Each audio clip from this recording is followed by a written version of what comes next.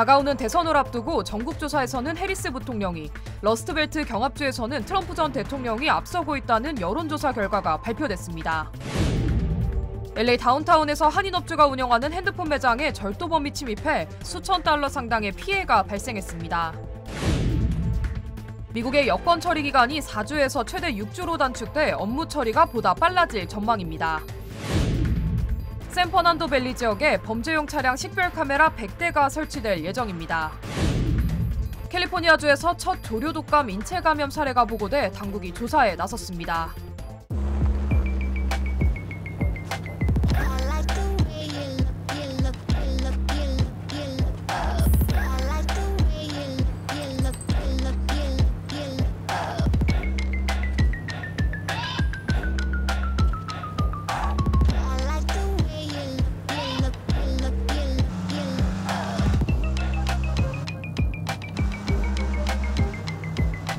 Kia, movement that inspires.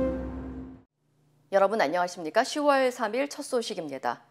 대선이 한 달여 앞으로 다가온 가운데 전국 조사에서는 해리스 부통령이, 러스트벨트 경합주에서는 트럼프 전 대통령이 앞선다는 여론조사 결과가 나왔습니다.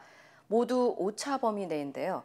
이런 상황에서 집권당인 민주당의 돌발 악재가 연이어 나오고 있습니다. 뉴욕에서 임경아 특파원입니다. 해리스 부통령은 전국 단위 여론조사에서 꾸준히 오차 범위 내에서 앞서가는 추세를 이어가고 있습니다. 문제는 미국 대통령 선거 시스템상 이 조사가 승패를 보장하지 않는다는 점입니다. 미국 50개 주 중 48개 주에서는 단 한 표라도 더 얻은 후보가 그 주 선거인단을 독차지하는 승자 독식 제도를 채택하고 있습니다. 결국은 경합주 표심이 핵심인데 해리스 부통령이 우위를 점해온 러스트벨트 경합주에서 트럼프 전 대통령이 앞선다는 조사 결과가 나왔습니다. 지난달 28일부터 30일 이뤄진 조사에서 미시간주는 트럼프가 해리스를 오차 범위 내에서 2.2%포인트 앞섰고 위스콘신주에서는 역시 오차 범위 내에서 약 1.1% 앞서는 것으로 나타났습니다. 문제는 대선을 약 한 달여 앞두고 민주당이 3중 악재에 직면했다는 점입니다. 허리케인 헐린이 동단부 경합주를 강타한 데다 항만 노동자들은 47년 만에 파업에 나서며 공급망 마비 우려가 나오고 있습니다. 여기에 중동 지역 정세는 갈수록 더 악화되고 있습니다. First of all, we don't allow Israel. We advise Israel, and there's nothing going to happen today. 공화당 후보 벤스가 판정승을 받은 부통령 TV 토론을 끝으로 대형 이벤트도 예정된 게 없어 민주당 스스로 돌파구를 찾아내야 할 상황에 놓였습니다. 뉴욕에서 MBC 뉴스 임경아입니다. 한밤중 LA 다운타운에서 한인이 운영하는 핸드폰 매장의 유리벽을 깨고 들어가 수천 달러 상당의 제품을 훔쳐 달아나는 절도 사건이 발생했습니다. 매장에 침입한 절도범은 서두르는 기색도 없었습니다. 여준호 기자의 보도입니다. 인적이 드문 새벽, 아무도 없는 매장 유리벽에 갑자기 셀 수 없는 금이 생기더니 큰 소리와 함께 두꺼운 유리창이 박살납니다.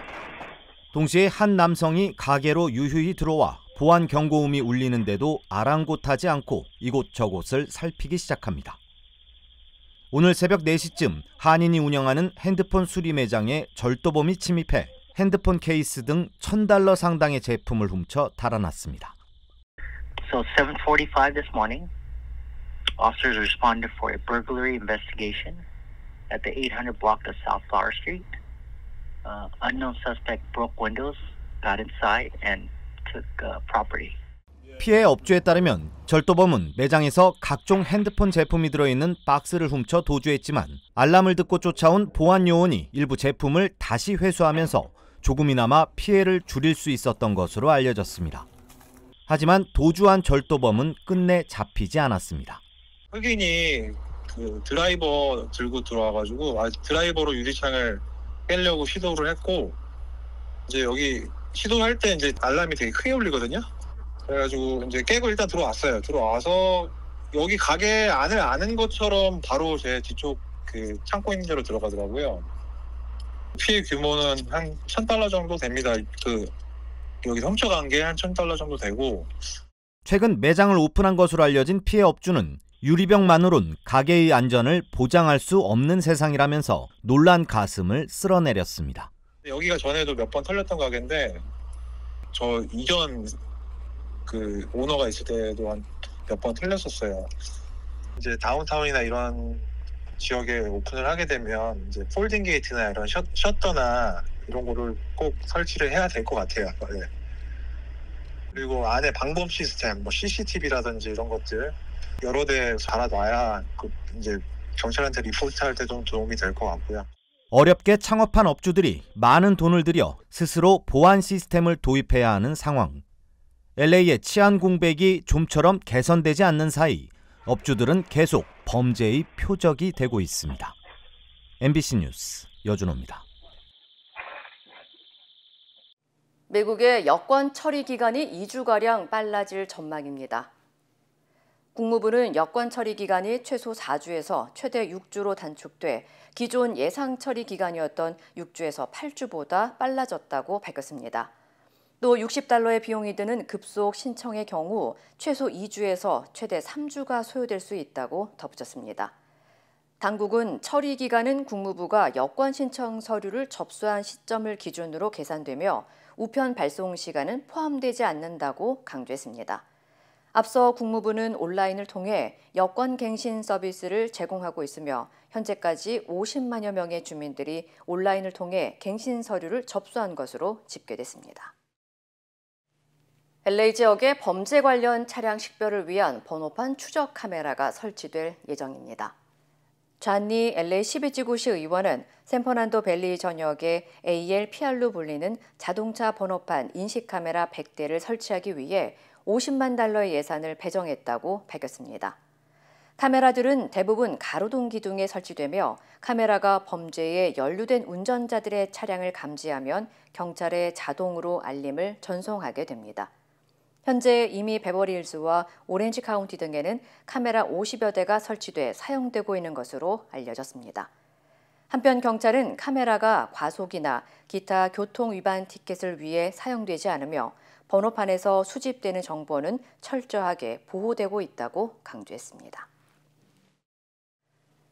캘리포니아주에서 조류 독감 첫 인체 감염자가 확인돼 당국이 조사에 나섰습니다. 연방질병통제예방센터 CDC에 따르면 센트럴밸리 지역의 젖소 농장에서 노동자들을 대상으로 실시한 검사에서 2건의 조류독감 양성 반응이 확인됐습니다.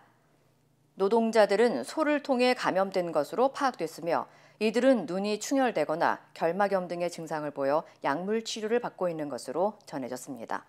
당국은 이번 감염 사례가 공중보건 위협을 가하지 않는 수준이며 현재 보건당국과 협력해 조류독감 확산 경로와 바이러스를 분석하고 있다고 전했습니다.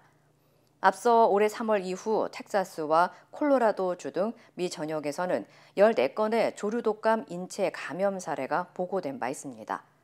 한편 현재 조류독감 확산으로 달걀 가격이 미국에서는 전년 대비 30%가량 상승했고 전 세계적으로는 2019년도에 비해 60% 급등한 것으로 나타났습니다.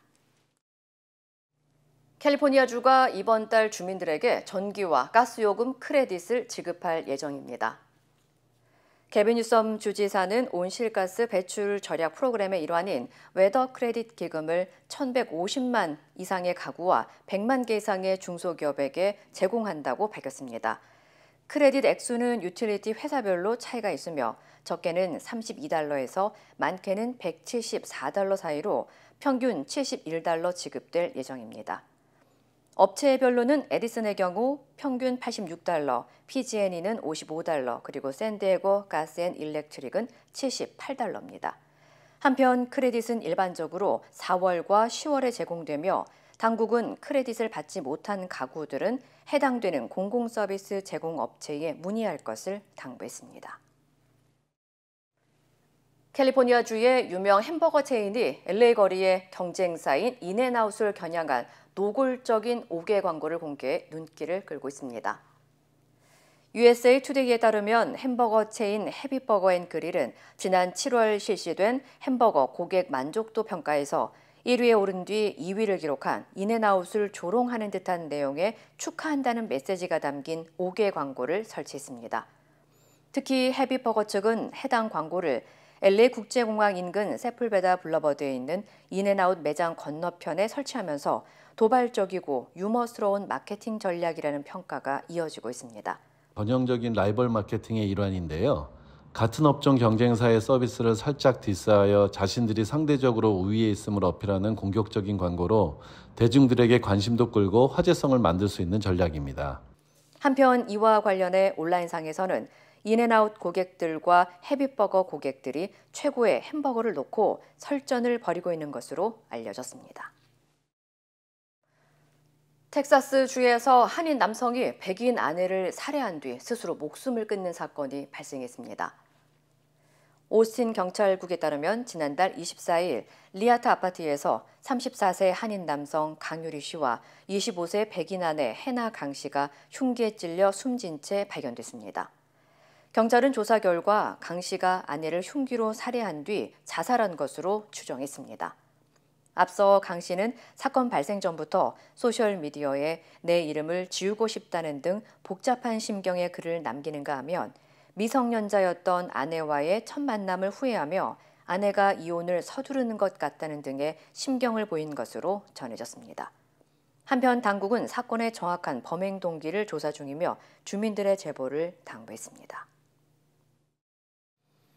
미 대선을 한 달 앞두고 도널드 트럼프 대통령의 부인 멜라니아 트럼프 여사가 낙태권에 대한 강력한 지지를 밝혔습니다. 멜라니아 여사는 다음 주 출간 예정인 회고록을 통해 여성이 임신 여부를 결정하는 것은 자신의 신념에 따라야 하며 정부의 개입으로부터 자유로워야 한다고 강조했습니다. 또 원치 않은 임신을 했을 경우 이를 중단할지 여부를 선택할 권리를 제한하는 것 역시 여성의 신체적 결정권을 부정하는 것이라고 지적했습니다. Individual freedom is a fundamental principle that I safeguard. Without a doubt, there is no room for compromise when it comes to this essential right that all women possess from birth. Individual freedom. What does my body, my choice really mean? 한편 트럼프 전 대통령은 SNS를 통해 연방 차원의 낙태 금지법을 반대할 것이라면서 만약 낙태 금지법이 의회에서 통과된다면 분명히 거부권을 행사할 것이라고 밝혔습니다. 이와 관련해 전문가들은 현재 민주당 카밀라 해리스 부통령과 지지율이 초접전인 상황에서 낙태 의제에 민감한 여성 유권자를 공략하려는 행보로 보인다고 해석했습니다. 테슬라의 전기 픽업 트럭인 사이버 트럭이 후방 카메라 결함으로 대규모 리콜에 들어갑니다. 연방도로교통안전국은 사이버 트럭의 후방 카메라가 후진 시 최대 6초에서 8초 동안 이미지가 표시되지 않을 수 있어 운전자의 시야를 가리고 충돌 위험이 커질 수 있다며 2만 7천여 대를 리콜한다고 밝혔습니다. 이는 연방 안전 기준인 2초를 훨씬 넘는 수치라고 설명했습니다. 리콜 대상은 지난해 11월 13일부터 지난달 14일까지 제작된 사이버 트럭으로 테슬라 측은 OTA 소프트웨어 업데이트를 무상으로 제공할 예정입니다. 테슬라는 해당 문제와 관련해 실제 충돌 사고나 부상 사례는 확인되지 않았다면서 현재 생산 중인 차량에는 소프트웨어 업데이트가 설치됐다고 전했습니다. 이루고 싶은 꿈이 있나요? 오늘의 도전이 PCB의 능력을 만나면 내일의 더 큰 가능성이 되니까. 오늘의 PCbility, 내일의 Possibility. PCB뱅크. 세상의 모든 성공은 작은 가능성에서 시작된다. 위대한 내일을 품은 한 뼘의 가능성. PCB뱅크 크레딧카드. PCB뱅크. 힘들고 어려울 때 실력 있는 변호사가 필요하십니까? 60년 역사의 대형 로펌 KMFM 로펌의 최미수 변호사와 함께하세요. 교통사고, 민사법, 형사법, 가정법 등 풍부한 경험과 최고의 실력으로 완벽하게 도와드립니다. 최고의 보상을 책임지는 실력 있는 대형 로펌. 도움이 필요할 때 강한 힘이 되는 변호사. KMFM 로펌 최미수 변호사. 213-427-2350. 김건희 여사 공천 개입 의혹의 핵심 당사자인 김영선 전 의원과 명태균 씨, 그들의 측근 강모 씨를 MBC가 만났습니다. 김 전 의원 회계 책임자였던 강 씨는 명태균 씨가 김 전 의원에게 공천을 준 것처럼 말했다고 합니다. 구민지 기자입니다. 총선을 넉 달 앞둔 작년 12월 3일, 명태균 씨가 김영선 당시 국민의힘 의원 회계 책임자였던 강모 씨와 한 전화통화입니다. 한 여권 인사가 김영선 의원 얘기를 자신에게 이렇게 전했다고 했습니다. 당신이 어떻게 국회의원이냐고. 당신 국회의원 누가 주나? 명태균이 때문에 저 김건희 여사가 선생님 그거 하라고 줬는데. 그거가 뭔지 강 씨에게 물었습니다. 공천이에요. 고생해서 받아온 거랬어요. 본인이. 김건희 여사가 어떤 대가로 해서 어떤 경로로 해서 받았다는 그런 얘기는 못 들었고 윤핵관이 믿는 사람들 이제 물리치고 김영선으로 공천 받아왔다. 강 씨는 명 씨가 김 여사와 통화한 음성 녹음을 들려준 적도 있다고 했습니다. 오빠 전화 왔죠? 잘 될 거예요. 이건 제가 지금 너무 많이 듣다 보니까 정확하게 기억을 하는데 지금 이분이 방송에 나와서 오빠라는 단어는 뭐 쓴 적이 없다 이렇게 얘기를 하시더라고요. 이 혹시 그러니까 김 여사가 그렇게 말을 했다? 네. 그 음성 자체가 김 여사 음성이었어요. 여기서 오빠는 윤석열 대통령을 지칭한 걸로 알았다고 했습니다. 명태균 씨는 지난 대선 과정에서 윤석열 당시 국민의힘 후보에게 여론조사 결과를 보고하며 능력을 인정받은 걸로 알려졌습니다. 윤석열 후보를 윤으로 불렀다고 했습니다. 윤한테 보고해야 돼.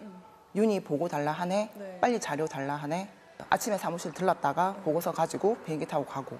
그럼 직접 보고를 네. 드리는 거예요? 네네. 그 후보한테? 네. 직접. 윤도 만났고 김 여사도 만났고. 강 씨는 명태균 씨가 김 여사한테 금일봉을 받았다는 얘기도 했다고 했습니다.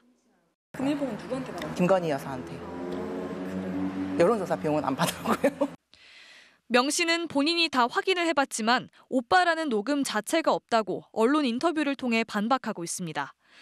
김 여사와 명태균 씨가 김영선 전 의원 공천 관련 논의를 한 적 있는지, 지난 대선 과정에서 금일봉을 주고받은 적 있는지 물었지만 대통령실은 모두 답하지 않았고 명 씨는 거의 다 사실이 아니라고 했습니다. MBC 뉴스 구민지입니다. 김건희 여사 특검법 재표결을 앞두고 대통령실은 검찰의 불기소 처분을 거듭 강조하면서 재의결 가능성은 없다고 자신하는 분위기인데요. 대통령 내외가 특검법 재표결 뒤에 주말부터 동남아시아로 떠나는 순방 일정도 공개했습니다. 구승은 기자입니다. 검찰의 김건희 여사 불기소 처분에 대해 당초 입장이 없다던 대통령실이 하루 뒤 돌연 입장을 내놨습니다. 명품백 수수 의혹을 몰카 공작 사건이라 부르면서 영부인은 처벌 규정 자체가 없는 등 혐의 없음이 명백해 처음부터 중앙지검이 대검에 불기소 의견으로 보고했다고 밝혔습니다.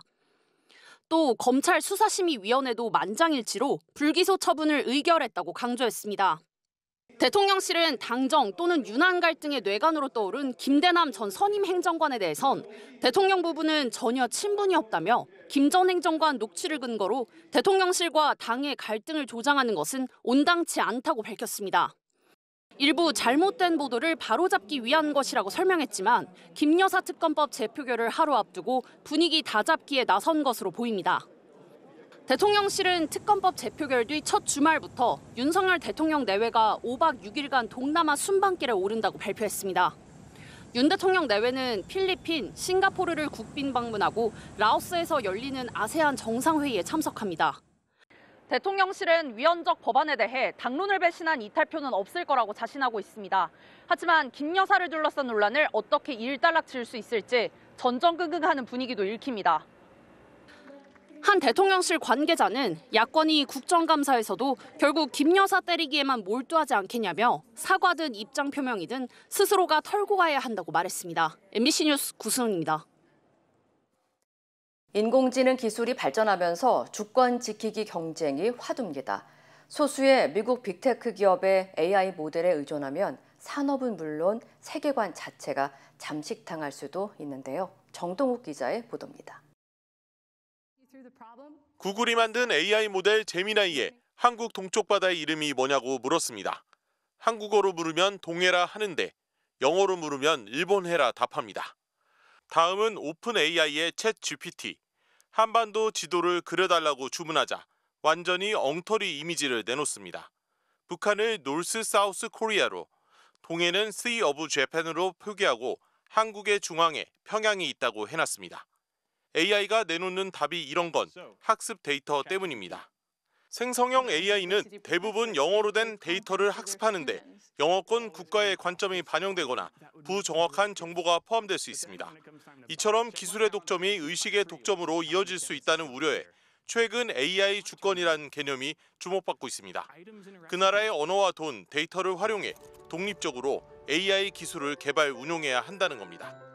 비영어권 국가들은 정부가 AI 전담 기구를 세울 정도로 투자에 적극적입니다. 한국은 일단 기업이 주도하는 모양새입니다. 한국어 검색과 학습에 특화된 네이버는 자체 모델로 사우디에 진출하는가 하면 LG는 자체 AI 모델을 공개해 집단 지성으로 AI 생태계를 구축하자는 제안을 내놓았습니다. KT와 SKT는 기술 격차를 빠르게 인정하고 해외 기업과 함께 한국형 AI를 개발하기로 했습니다. 정부는 최근 65조 원 규모의 민간 투자를 통해 AI 3대 강국을 만들겠다는 물리적 목표를 제시했습니다.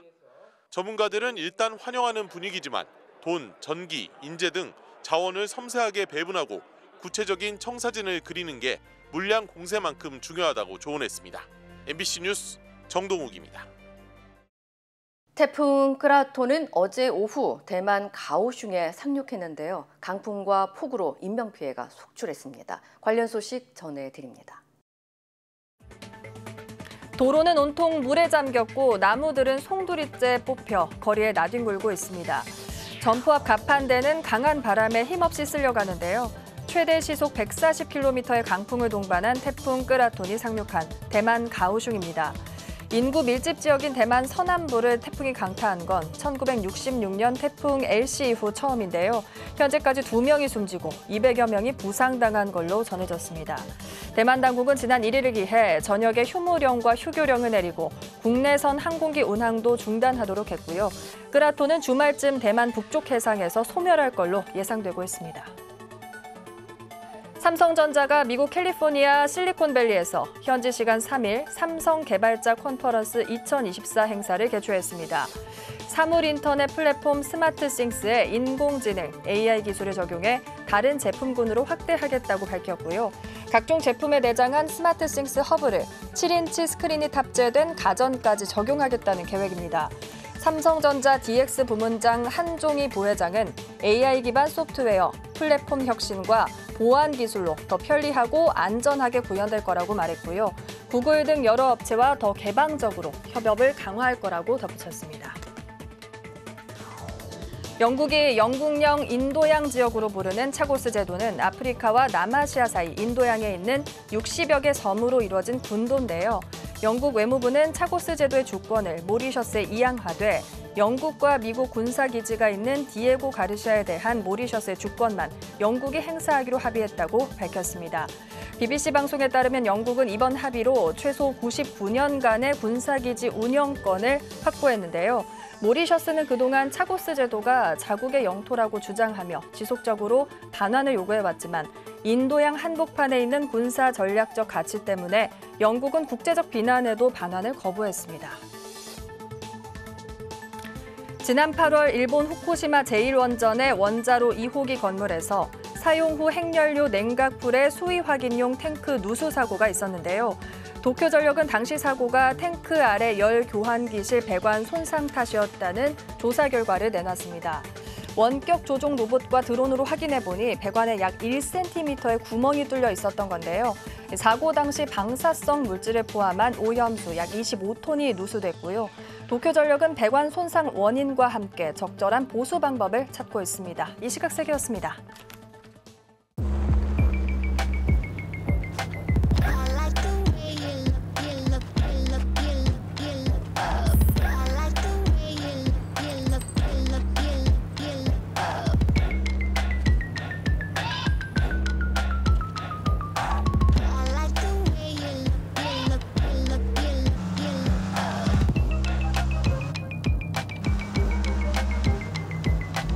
Kia, movement that inspires. 인터넷과 SNS에서 화제가 된 소식들 알아보는 투데이 와글와글입니다. 제주에 이어 이번엔 경기 수원에서 중국계로 추정되는 관광객이 공공장소에서 대변을 봤다는 주장이 나왔습니다. 다른 곳도 아닌 카페 테라스였다는데요. 빨간 상의를 입은 남성이 한쪽 벽면 앞에 일어서는 건지 앉으려는 건지 아무튼 엉거주춤한 자세를 취하고 있는데요. 지난달 30일 수원 행궁동 카페 테라스에서 촬영된 CCTV 화면입니다. 자영업자 커뮤니티에 자신을 5년차 카페 사장이라고 밝힌 누리꾼은 중국인으로 보이는 3명이 들어와 영어로 주문을 했고 이후 손님 중 한 남성이 화장실을 물어 안내했다는데요. 나중에 테라스에 수건을 널러 갔다가 바닥에 대변을 확인했고 CCTV를 확인해 보니 그 남성의 소행이었다고 전했습니다. 카페를 나서며 잘 먹었다고 웃으며 인사까지 했다는데요. 앞서 지난 6월 제주 도심 한복판에서 중국인으로 보이는 여성과 함께 있던 아이가 대변을 보는 모습이 포착되기도 했죠. 누리꾼들은 경압스럽다는 말밖에 할 말이 없다는 반응을 보였습니다. 도로에 서서 어딘가 유심히 바라보는 남성, 슬금슬금 다가가기 시작하는데요. 어디로 갔을까? 네, 술을 취해 잠든 남성이 누워있는 의자로 가더니 슬그머니 앉았고요. 빠른 손놀림으로 남성의 지갑과 휴대전화를 챙깁니다. 완전 범죄라고 생각했겠지만 다 지켜보는 눈이 있었으니 맞은편 건물 안에서 한 시민이 범죄 현장을 생생히 촬영 중이었고요. 훔친 지갑에 얼마나 들어있나 확인하는 모습도 찍혔습니다. 경찰에 체포된 60대 남성, 잠든 남자를 깨우려고 했다며 부인했지만 증거 앞에 장사 없는 법, 경찰이 영상을 제시하자 결국 범행을 인정했습니다. 베트남 호치민 외곽의 한 도로, 화물차가 주행 중이고 맞은편에선 또 다른 차량이 달려오죠. 그런데 갑자기 승용차 한 대가 나타나더니 두 차량 사이를 아슬아슬하게 통과합니다. 도로 주행 연습에 나선 초보 운전자가 몰던 차량인데요. 무리하게 앞차를 추월하려다 하마터면 마주오던 차와 충돌할 뻔한 겁니다. 맞은편 차량 운전자가 재빨리 도로 가장자리로 차를 바짝 붙여 공간을 내준 덕분에 다행히 사고는 일어나지 않았는데요. 당시 아찔했던 상황은 고스란히 블랙박스에 담겼습니다. 영상이 SNS를 통해 퍼지자 무리한 운전을 한 초보 운전자에 대한 누리꾼들의 비판이 잇따랐습니다. 투데이 와글와글이었습니다.